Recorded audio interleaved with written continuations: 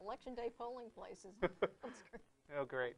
Okay, so I'm trying not to pay attention to that. Yeah. But basically, you know, we're not here to try to convert anybody, first of all. I mean, you know, we're not an evangelism show. I've talked in the past about atheist evangelism and how I kind of enjoy it.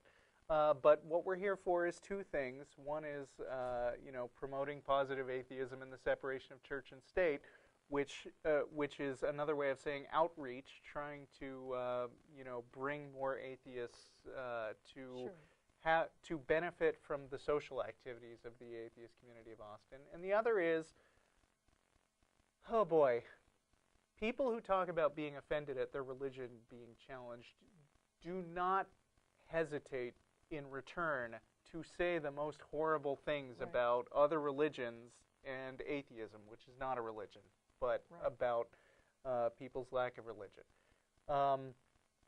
Somebody quoted to me, "The fool has said in his heart there is no God," which I'm used to because it's a giant freaking cliche. But it's like, you're telling me that you are insulted by my discussing your religion in a critical way, but you are here telling me that I'm a fool to my face. Interesting. So, I don't know, basically all I want to say is, at some point you have to, I mean, I think it's right and reasonable to have a discussion about people's conception of reality, because, I mean, you know, there's a long tradition of philosophers who actually want to talk about that position, because, I mean, you know, people have different opinions, and I think that hiding from each other's opinions and just not discussing it is not a good way to interact with each other. I mean, you know, I suppose one solution would be if everyone would agree to suddenly have the same opinion and all agree with each other, which I'm sure Christians would prefer. But, you know, that hasn't been happening in a couple, you know, 10,000 years of recorded human history. And I don't see it happening now. So, I mean, I think that actually communicating about differences of opinion in the meantime is kind of, you know, a necessary stopgap. Do you ever offend anybody? I'm sure I do. I think it's unavoidable. Yeah. I mean, unless you just sit down and say nothing. Right. Which some people would also like.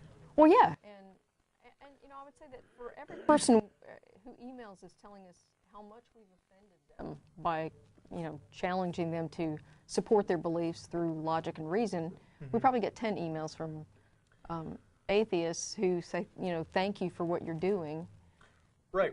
I thought I was the only one. A lot of email from people who are like embarrassed to, or I mean, you know, uncomfortable with the notion they don't believe in God. Their whole families are religious. Most of the people they know are religious, and you know, people being social creatures want to sit down and discuss what they think. Yeah. And yet, people who are in that kind of situation, which you and I are not, can get frustrated because they don't feel like they have an outlet. They don't have anyone to talk to about what they think. And so a lot of people find it very liberating when they realize, oh, there's people out here who not only think the way I think, but are willing to intellectually defend what I think. Right. And I don't expect everyone who watches the show to agree with us all the time. I mean, people who mostly agree with us even should not be expected to just take what we say here on the show and treat it as gospel, so to speak. But it feels good to me to have an opportunity to sit down and talk about this stuff and invite the disagreement, and invite the disagreement from other atheists as well as theists who might be watching and just be offended at the notion that we're challenging them. Yeah. So, well, and one of the things is, you know, I don't want to live in an echo chamber where the only views that I ever hear are things I already agree with. I'd much rather have my views challenged from time to time and have to come up with a way of defending them Right. on my own.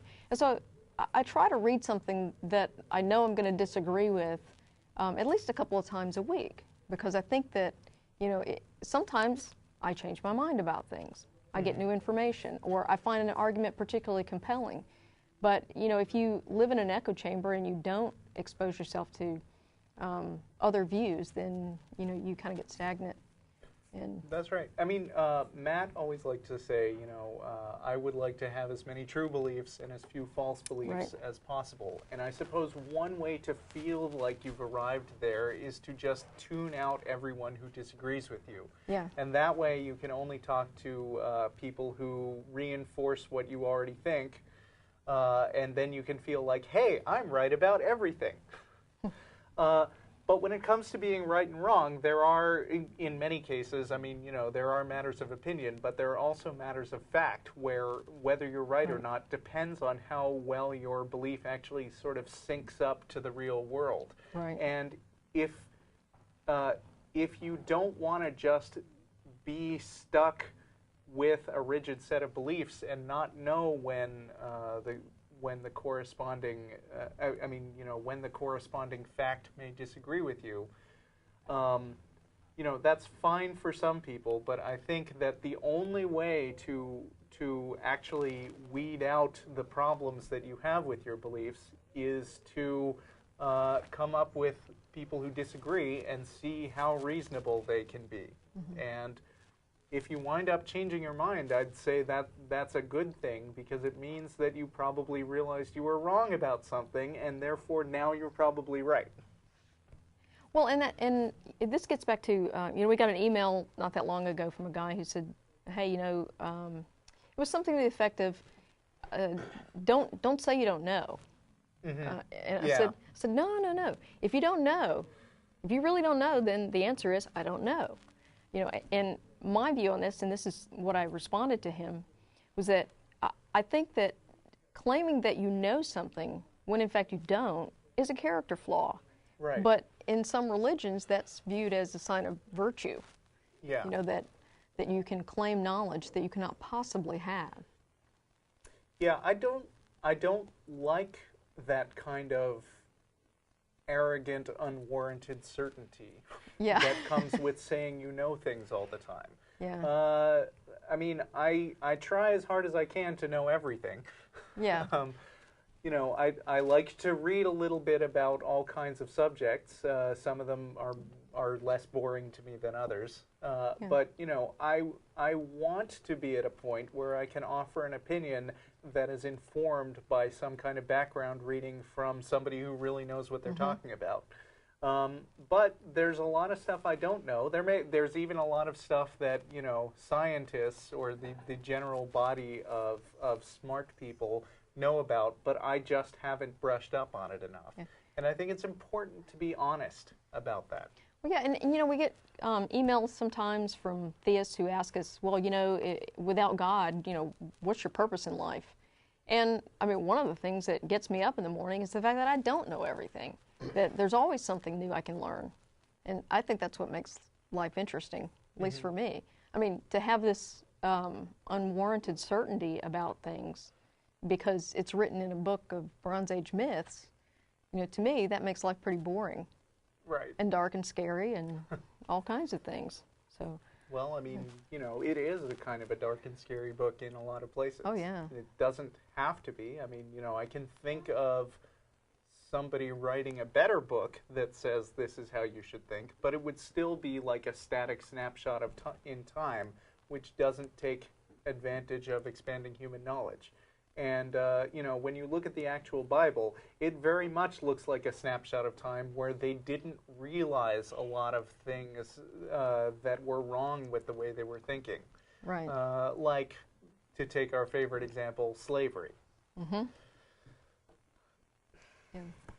Well, that kind of gets me to, I wanted to talk a little bit about an email we got from a theist not that long ago. And Tracy actually had a pretty lengthy conversation with her. Don't want to give her name out on air, so I'll just call her M.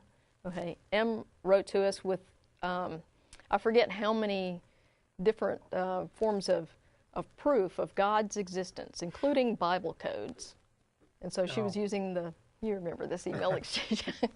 No, but I saw the very long post Tracy put on the Atheist Experience Yeah, blog Tracy had an excellent about Bible post. codes. Well, this same individual sent us an email. It turns out she's also an anti-vaxxer. So, in case you didn't know, the H1N1 flu vaccine is an evil plot by the Obama administration to poison your mind and, I guess, make you vote Democrat or something like that. I don't know. Wow, they can do that now? I know. It's That's like, pretty wow. cool. You know?